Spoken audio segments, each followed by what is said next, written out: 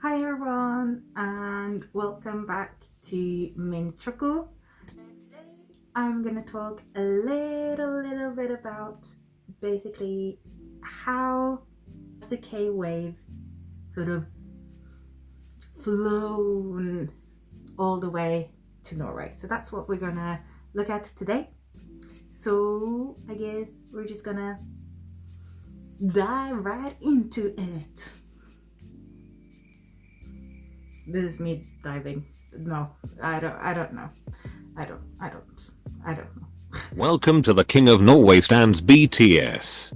Okay, so I live in Europe, specifically Norway, and here I wouldn't say that Korean culture used to be really famous. Like when I personally got into like the Korean wave and like K-pop and BTS, no one really knew anything about it. Just fast forward a few years and suddenly like K-pop is everywhere. Everyone knows about Korea, everyone knows about K-pop, and I think that's really fun, you know? And as for Norway, we used to have, like I said in the beginning, very few places, but that had to do with Korea. But now you can see there are various like places around the city. There's been several new restaurants that serve like Korean food, and I have a favorite place that's called Kimchi. It's at Oslo Street Food. It's really nice. You can buy bibimbap, which is my favorite. Something crazy happened. Okay, so like Norway has got nothing. Like we never have anything fun happen here. But then all of a sudden, you know, the president of Korea is like flying into Norway. He's gonna visit the king because we have a monarchy, and it's like they're just gonna be like buddy because apparently Norway and Korea had like a 60-year friendship anniversary or something like this. And so the president of Korea came to Norway, and he brought along with him, they got like some K-pop groups, and I think it was Monster X, Momoland, and then some like solo artists as well. And it was just really funny because the craziest thing happened. Okay, so picture this, right? Okay, you got a monarch, you got the king of a country stunning a K-pop group, and he even asked when BTS are gonna come to Norway. So I'm just like, I mean, the king stands BTS. That's just fact. So obviously they need to come to my country, right? So that was really crazy, and he even took a selfie with Monster X, as you can see here. Like, how cool isn't that, right, everyone? How cool isn't that?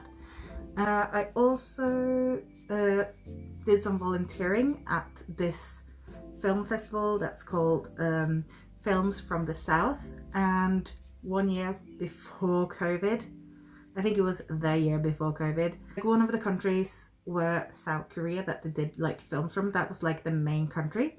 So I got to see like various Korean films, and there was even this like one event that was like a culinary event. So you got to see this sort of a food documentary about Korean food, you know, especially like local, very traditional food.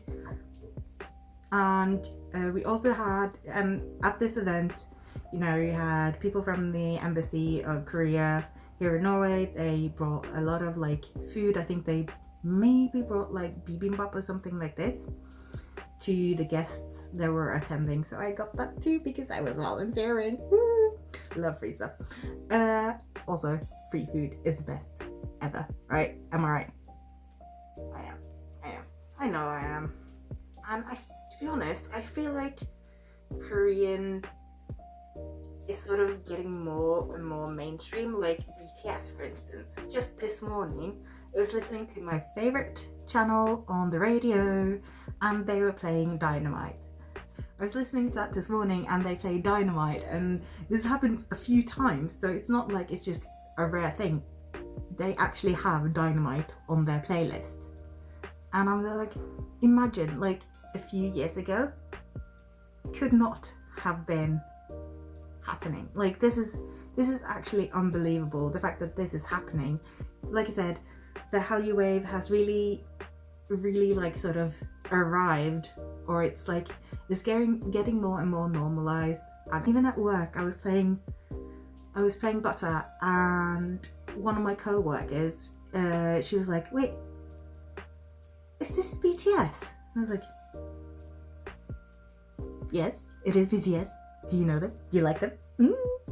And so it's just, I think it's just fun, and I think that's sort of how my country has sort of started to embrace more and more Korean culture, and it's become so much more normalized, and it's not viewed as a niche thing anymore. And I love that, and it makes it a society more open because you get new impulses. And I think with like BTS continuously like topping the Billboard Hot 100, which is fully deserved, and you can just see that it's not just a phenomenon, it's actually people are in fact embracing that, and they are liking it. And you can tell that good music is always good music. It doesn't matter, you know, where you're from or your gender identity or your age or anything. It doesn't matter, as long as music is good, people are going to listen to it. And I think that goes along with like culture and with food. It's like, as long as it's nice and fun and good, people are going to enjoy it. It doesn't matter where it's from, you know. So I think that was really fun, and that's basically how my country views Korea, and that's our relationship to it. And I wondered, like, what about you guys? How is it in your country? How is Korea viewed in your country? Because I was like, in the beginning, I was like kind of struggling with this assignment, because it was like, do we actually have anything to do with Korea? And at first, like, no, we don't actually. But then I was like, wait, our king is a K-pop stan. He stands BTS. So yeah. Anyway, I hope you guys enjoyed this, and that I will see you guys in future videos. Have a good summer, stay hydrated because it's so warm, I'm dying behind this. And just enjoy life, wash your hands, people, you know, get the vaccine, and just have fun. Alright, this has been Min from Min Choco. Bye bye!